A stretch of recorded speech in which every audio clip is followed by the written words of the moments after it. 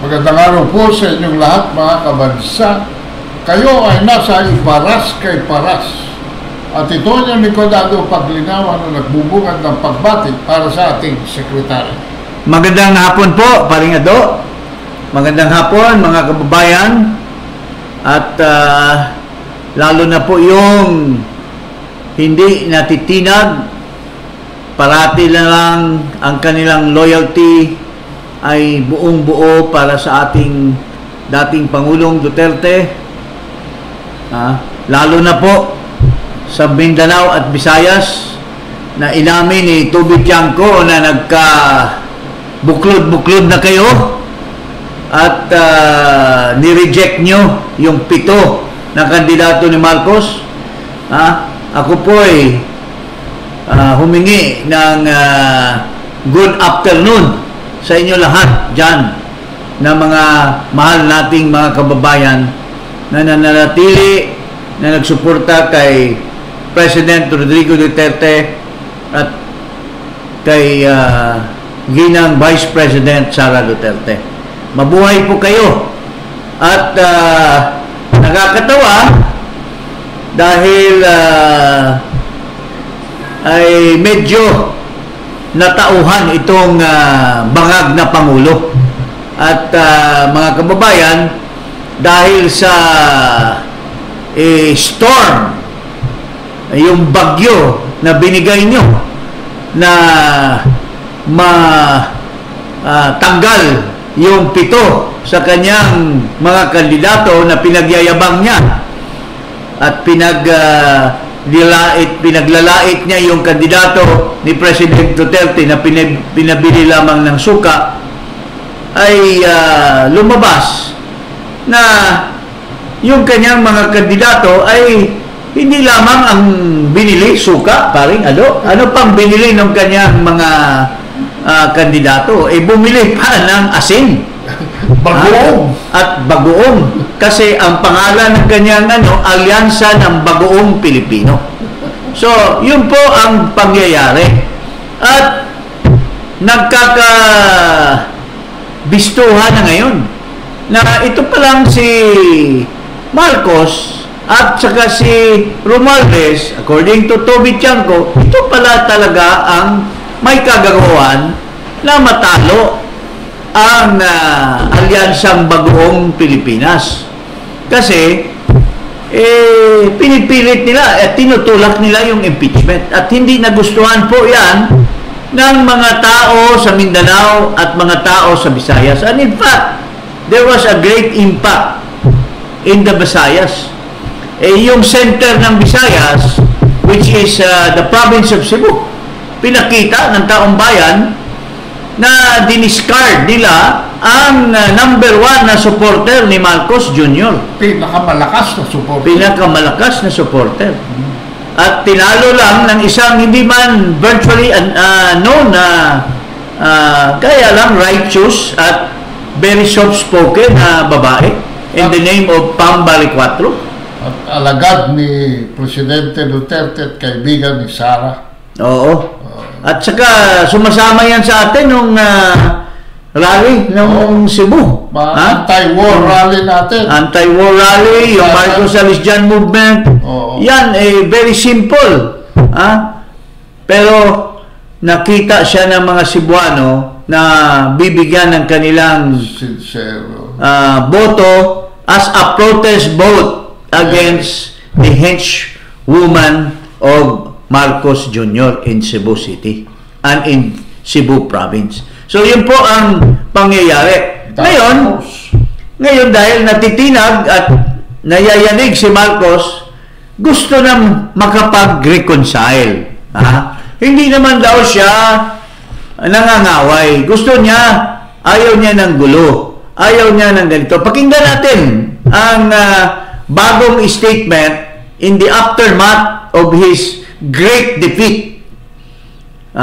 Very great defeat in the sense na majority of his candidates were wiped out in the last election. So kung hindi pa pumasok yung Soto at saka Lacson who are really independent-minded, so to speak, pero ginamitan ng resources ng Alyansang Bagoong na Pilipinas, baka tatlo lang ang mapapapanalo ni Marcos Jr. Pakinggan natin ngayon, he is in a very reconciling mood, dahil alam na niya na ang taong bayan ay talagang wala nang amor, wala nang respeto sa kanya. Ito po, pakinggan natin itong Marcos Jr. na ito. Ayoko ng gulo. Gusto ko makasundo sa lahat ng tao. Mas maganda, marami na akong kaaway. Hindi ko kailangan ng kaaway. Kailangan ko kaibigan. Kagaya na sabi ko sa'yo, pagka... hindi ko... Magko-confess ako dito. Pwede naman po. Para akong pari po nito ngayon na po. Ewan ko, kahit hanggat maaari, ako, ang habol ko ay yung stability, peaceful, para magawa namin yung trabaho namin. Kaya ako, laging akong bukas sa ganyan. I'm always open to any approach na, alika, magtulungan tayo. Diba? Kahit hindi tayo magkasundo sa polisiya, hindi tayo magkasundo. Gawin na yung trabaho, pero huwag na tayong nanggugulo. Huwag na natin, tanggalin natin yung gulo. Tanggalin daw ang gulo, huwag na tayong manggugulo. Makipag-reconcile ka, pero nagbi-mention ka na huwag tayong manggulo, huwag tayong magulo. Ikaw yung magulo, Marcos. Ikaw ang gumawa ng gulo. Ikaw ang ugat. Ikaw ang gugat ng gulo. Ikaw ang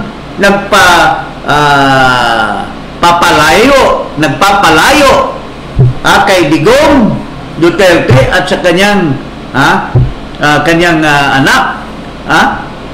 Alam mo, with your respect, Marcos, si Vice President Duterte has always been subservient to you.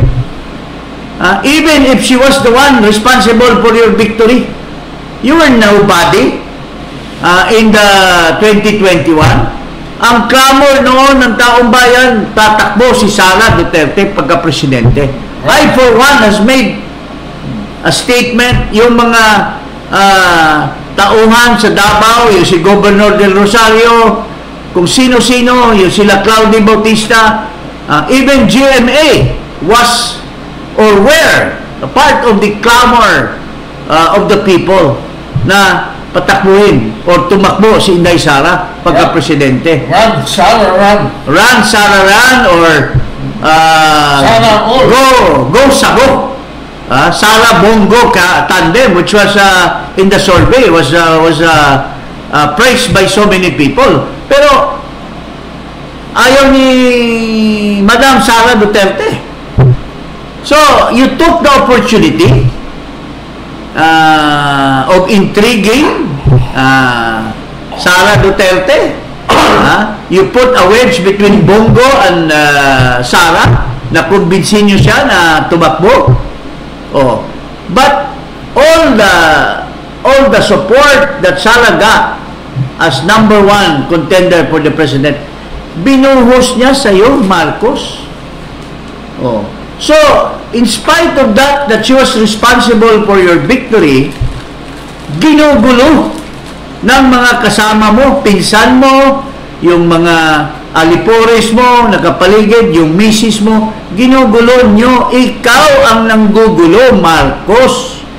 Hindi ang mga Duterte. Ginulo nyo si Inday Sara. She was just sincerely and seriously running the Office of the Vice President and the Department of Education.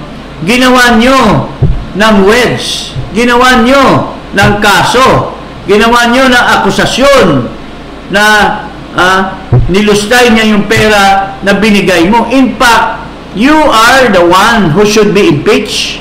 Why? Because yung pera na 125 million na yan or 600 million ba yan, hindi yan mapupunta kay Sara kung you have not violated the Constitution. It was you who violated the Constitution by transferring that fund to the Department of Education and the OVP. Kaya that will be one of the onus in a probable impeachment case against you. Pero ngayon, after you have tasted a very, very big defeat, you want to reconcile. How can you reconcile with so much, so much evil in your hand, with so much bad things in your hand, when you yourself lied about the incarceration of Duterte now in The Hague? You told the people, Marcos, na the ICC has no jurisdiction. The ICC cannot come in, and no government agency or office will help the ICC. But you renege on that. How can you reconcile with evil hands in your with you, Paring ano masabi mo? Ang nakikipag-reconcile ay malinis ang budhi. You are full of malice. Ikaw ang nag-introduce ng division. Ikaw ang nanggurgur sa mga Duterte. Ikaw ang punot dulo ng kaguluhan, hindi lamang sa politika kundi sa ekonomiya, sa seguridad, sa soberanya ng Pilipinas. Ikaw ang dapat na mawala sa I think reconciliation can only be attained without you as president. Maybe if you will give way in favor of Sara, then that will be a start of a negotiation for settlement, for friendship. Alam mo, with due respect, Mr. Marcos, or to those surrounding him, who are still in line with the idea of Marcos na open sila for reconciliation. Alam nyo, there is nothing to reconcile. Why? In the first place, the fight between the Dutertes and the Marcoses is not personal. It is political, and it is for the good of the country. Magkaiba ang landas na tinatahak. So how can you reconcile? You yourself is inconsistent. You're saying that maski magkaiba pa tayo ng policy, maski iba pa ang line of thinking natin, magre-reconcile, open siya. That's an inconsistent statement. Hindi lang consistent. He is in bad faith. Kasi, alam mo, Mr. Marcos, walang personal dito. Nambubudol ka. The Dutertes, Sara, and Digong,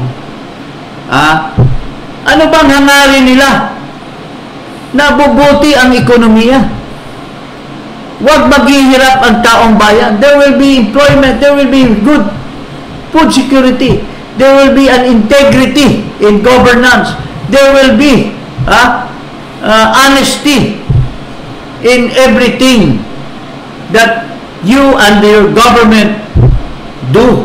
Yun po ang hangarin nila Duterte at ni Sara.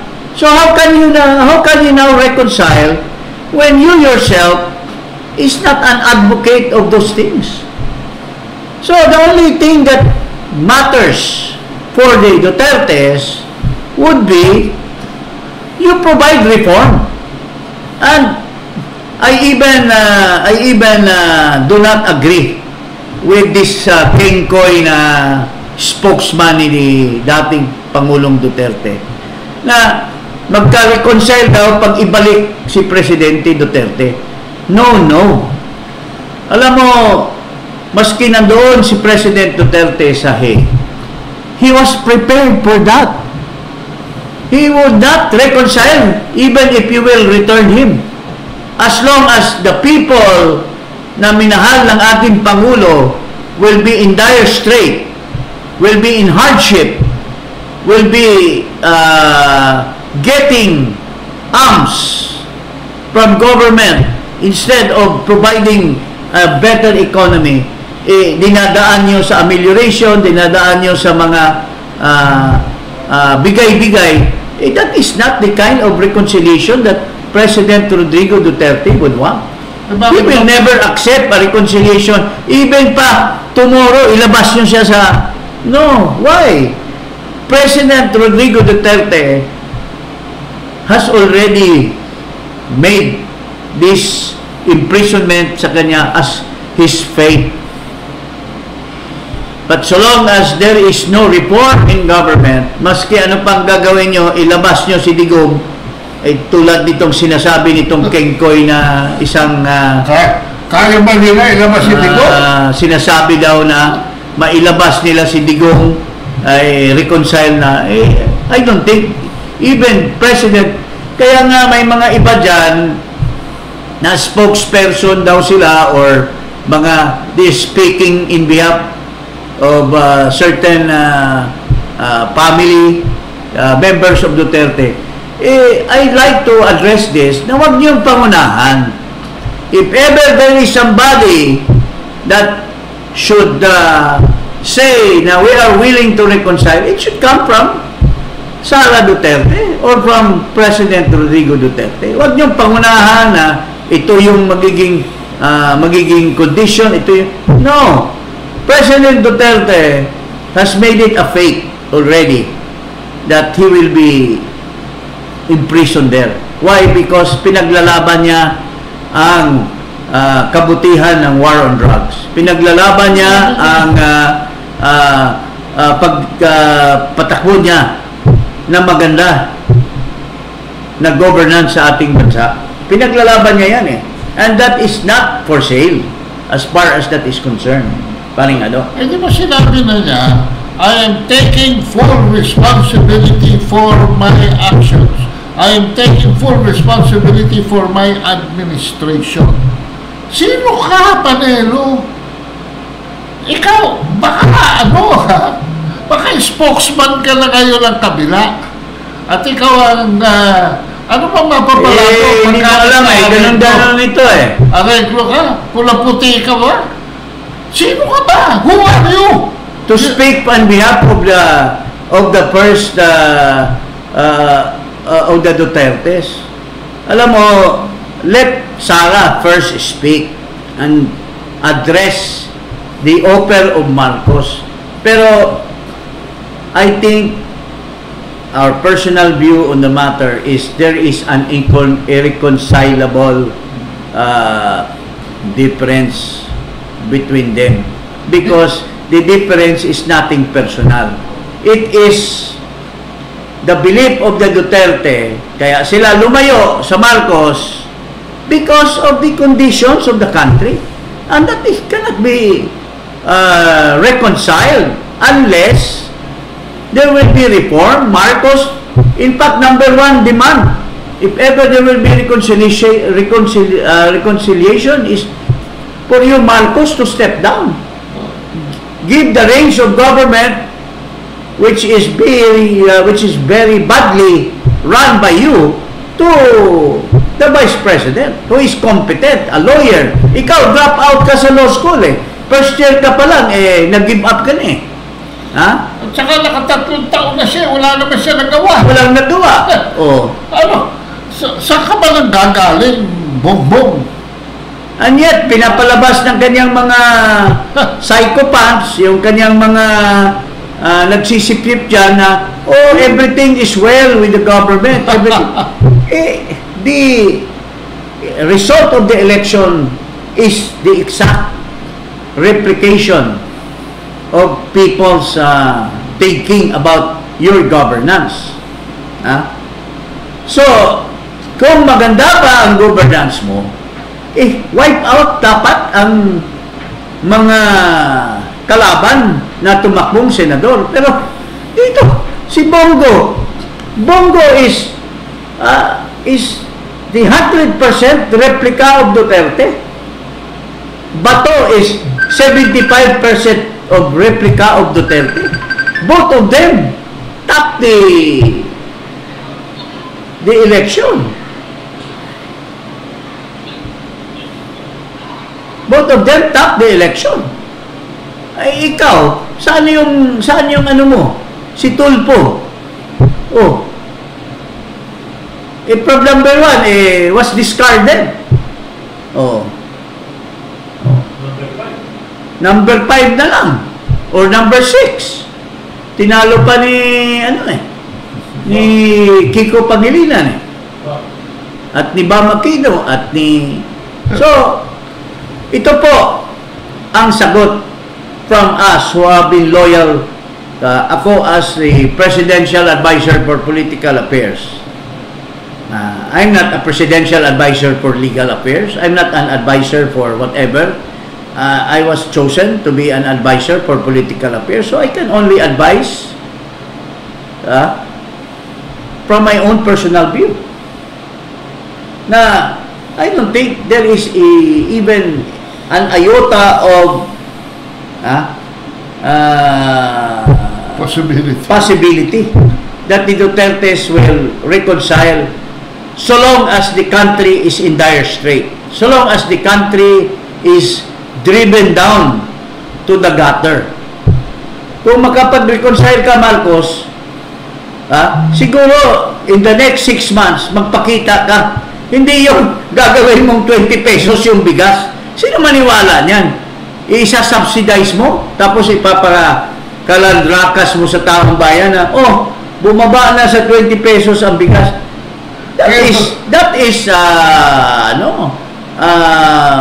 ano bang tawag niyan? Walang katuturan. Empty promises. And that the people will hate you more for fooling them, because that they will never believe that the rice will be 20 pesos. 17 pesos na nga yung cost. O ano pang cost of transportation, kaya nga 33 pesos ang real price ng bigas ngayon sa locally produced rice. Yun po ang katuturan dyan.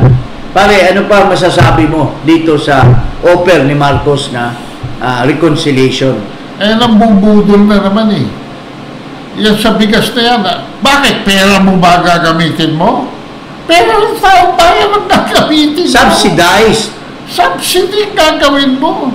At ideya yan ni Martin Romualdez. Akala mo ba? At saka natatakot na siya dahil yung impeachment ni Sara, nag-head count na sila. Alam mo, ang bottom line kasi dyan, even Frank Drilon, what is Frank Drilon saying? Napaka-loyal yan sa mga dilawan. Anong sinasabi? It's a numbers game. Itong pagpilulakson, kung ano-anong pinagdadaldal nitong kumag na to, depende yan sa evidence. Huwag ka na magdadaldal ng kalokohan. It's either you vote for Sara or you don't vote for Sara. Ganun lang yan. So, kung hindi ka, dahil may utang na loob ka kay Marcos, you vote against. Pero, nakabilang na yung hindi boboto sa impeachment. And it's at least 10 to 12 people ang hindi boboto. So, maski pa ano pang salida, ano pang pagsasayaw ni Jonel at ni Laila de Lima dyan sa floor ng Senate, walang mangyayari dyan because it's a numbers game. Yun po ang katotohanan. So, natatakot na si Marcos na he will be rebuked by the people because he will fail together with his henchman from the House of Representatives. They will fail to impeach Sara Duterte. Yun po ang katotohanan, mga kababayan. In fact, I predict the first business dyan is a motion to dismiss. On the grounds that the 19th Congress has already elapsed. This is the 20th Congress. how can you impeach Sara for the remaining 10 days in the 19th Congress? So, mag-overshoot yan sa 20th Congress. So, kung hindi nyo na-impeach within 9 days or 10 days si Sara sa 19th Congress, it will be a new Congress. Then, there will be a deliberation as to the constitutionality of continuing the impeachment case. And the division of the House. Oh. Na predictably, talo na kayo. Talo na kayo. Hindi na pupunta rin sa dulo yan. And not to mention the pending cases in the Supreme Court. Yeah. Where Sara has raised the issue that the first impeachment was really the true impeachment case, but the second and the third and the fourth were already illegal because it is only, an impeachment is only allowed once in every year. Oh. For 1 year. So, the Supreme Court will eventually rule on that. Technicality yan. Oh. Maraming mga nitty-gritty dyan that will be discussed by the members of the Supreme Court.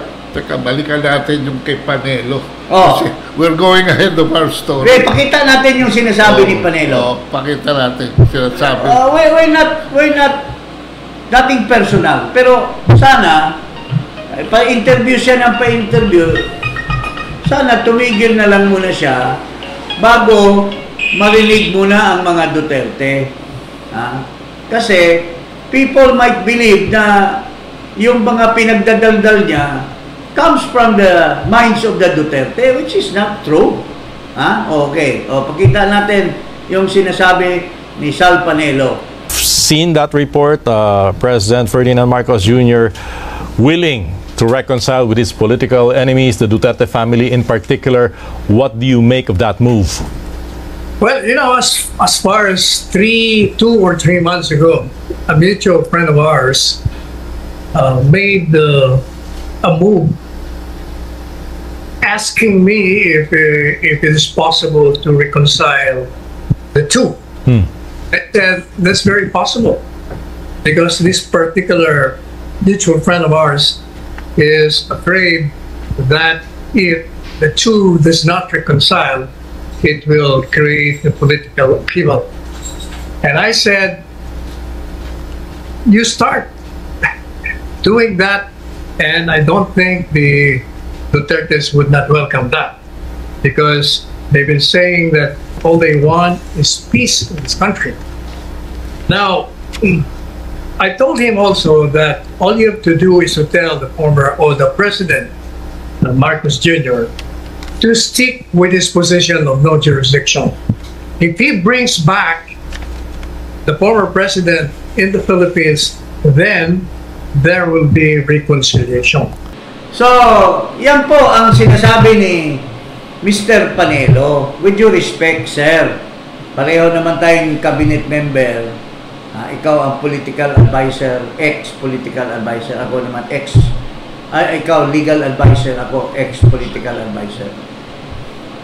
Hindi ko pinapangunahan ang ating Pangulo. Pero sinabi mo na makipag-reconcile si Presidente kung ibabalik ni Marcos. Sir, hindi po yan totoo. Iniinsulto mo ang ating Pangulo, PRRD. Because he has already said that it is his fate if the ICC will finally catch up with him. Pero kung makipag-reconcile siya, kung ibabalik ni Marcos, magkakautang na loob pa siya. Si Marcos na nang gumawa ng kabulastugan, tapos ngayon, para pang bibilhin ni Marcos yung karapatan niya para pag bumalik, anong mukha ni President Rodrigo Duterte sa taong bayan na puppet siya ni Marcos na ipahuli doon tapos ibabalik dito tapos na ang kwento? Napaka-stupid naman na argument yun. Naka-shades kasi, naka-eyeglasses. Kaya hirap dito sa mga ibang mga impostor, kung ano-anong pinagsasabi, pa-interview ng pa-interview. Kaya pati yung mga damdamin ni Sara, damdamin ni Pangulong Duterte, kino-communicate nila as if, kasi people will believe dahil once upon a time they were working for the president, na yun ang damdamin ng Pangulong Duterte at Pangulong Sara na pag binalik, okay na, reconcile na. That can never happen. May mga dignidad itong Duterte na ito. Hindi lang yun. Ina-assume nitong abogado na ito na makipag-reconcile lang, kaya ni Marcos ibalik si Duterte. Hello? Nasa jurisdiction ng International Criminal Court si Duterte. Ano ang moral, political, and judicial power ni Bongbong Marcos na ibalik yan? Wala. Maski kaya pa niyang ibalik, makikiusap siya roon o whatever, I don't think PRRD will allow himself to be cheapened, to be brought here if he has not vindicated himself from the wrong judgment of the ICC. Hindi pwede yun magkautang na loob pa siya kay Marcos dahil binalik siya. No way. I would not. I know the president so well. He will never agree to a favor which will destroy the image of the Dutertes to the Filipino people. Yun po ang aking 100% worth of statement. Besides, binayolate nyo ang soberanya ng taong bayan. Sasabihin lang daw Yan ang bottom line dyan. Can you imagine, as if yung sovereignty ay pwedeng si Marcos ang magde-decide kung ang soberanya ng Pilipinas ay mayroon o wala? How can a stupid thinking like that? If Marcos daw will tell ICC, wala kayong sovereignty, papayag na daw ang ICC, tapos iuwi na si Duterte, at Duterte will accept? What a stupid thing to do. Duterte has pride. Duterte has dignity. Duterte has self-respect. He will never accept something which they themselves has done to him. Kaya yun ang totoo, mga kababayan. Reconciliation can only be had if you are able to rectify. Makulong dapat yung gumawa sa kanya. That's one. Makulong dapat. Yung pinayala ni Amy Marcos ng kaso should be litigated truly and honesty. Justice should prevail. Pangalawa, the demand of the Duterte is good government. And Marcos can never do a good government. He is already past his bedtime over that. Paring ato. Yeah, wala na talaga. So, yun lang po, mga kababayan, na itong mga dinadaldal ni Marcos is only out of fear. It's only out of desperation. Kasi nakikita na niya yung trend. Once, ang number one dyan, pag na-file yung impeachment against him, it will open a Pandora's box that his minions in the House will not even be able to stop a bullet train from running to its destination. Yun po ang mangyayari dito, mga kababayan. And for sure, tingnan mo lang yung mga ginagawa ni Marcos ngayon. Sign ba yan ng reconciliation? Sign ba yan ng integrity to offer reconciliation? Yung party list na Duterte yun, pinapaharang mo kay George Garcia? Anong klaseng panalo, number 2, tapos ipapaharang mo? Anong klase yan? Gagawa ba si Garcia yan kung walang utos ni Lisa Marcos? Garcia is abogado ko yan. Ang tagal kong abogado yan. In all our cases. Kilala ko yan, ugali niyan. Ngayon, ang taas na ng noo. Hindi mo na maaabot. But I know him. Tsaka ano So, sunod-sunuran lang yan eh. Ha? Sasalang nyo sa eleksyon. So, bakit mo haharangin yung ano? Hindi na legal issue yan, political issue The na yan. fact na nagkatatlo na nominees, nakaabot ng numbers to elect 3 nominees, is a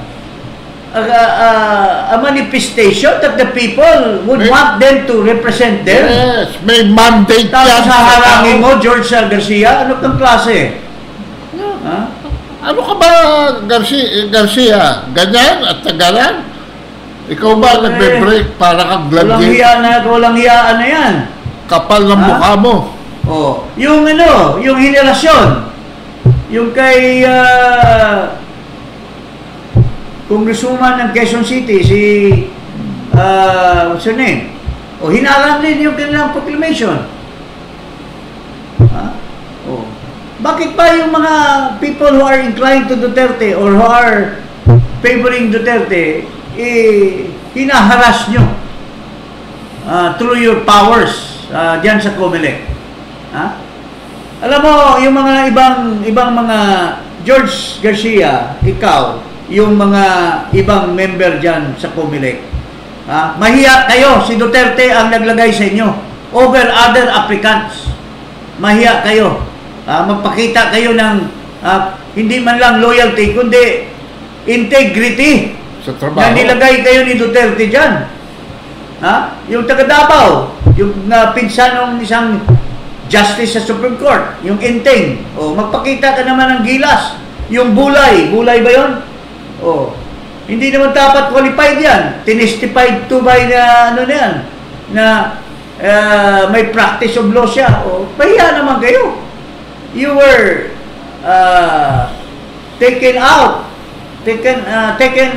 in sa COMELEC because of the Duterte's administration.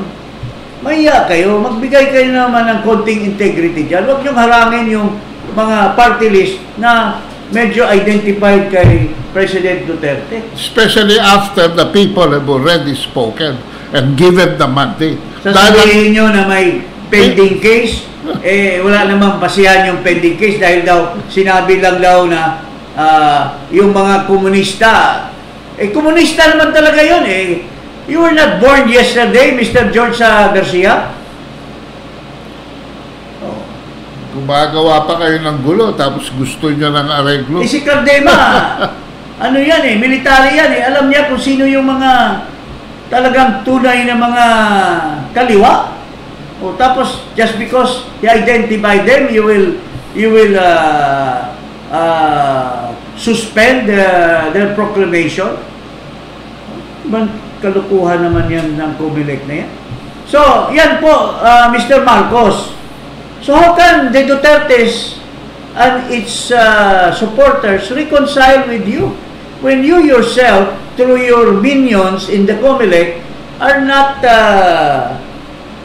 fair in their judgment? So, how can you reconcile with that? One arm is saying, okay kami. One arm is underground doing the bad things. Napaka-doble kala nyo, Marcos. Yun po, mga kababayan. Huwag tayong maniwala na mayroong intention, good intention na makipag-reconcile ito. Siya pa nagsasabi, nanggugulo. Ikaw ang nanggugulo, Marcos. Ginugulo mo ang bansa. Niloloko mo ang taong bayan. Yun ang totoo. So, ikaw ang nanggulo. So, ngayon, ikaw pa makipag-reconcile? Makipag-reconcile? Ikaw nanggugulo? Magiging matahimik ka. Magiging mahinahon ka. Baka, the Dutertes might even consider it, mga kababayan. Okay, yun lang po. Huwag kalimutang mag-subscribe dito sa Iparas kay Paras at i-click ang notification bell. Maraming salamat po. Maraming salamat, mga kababayan.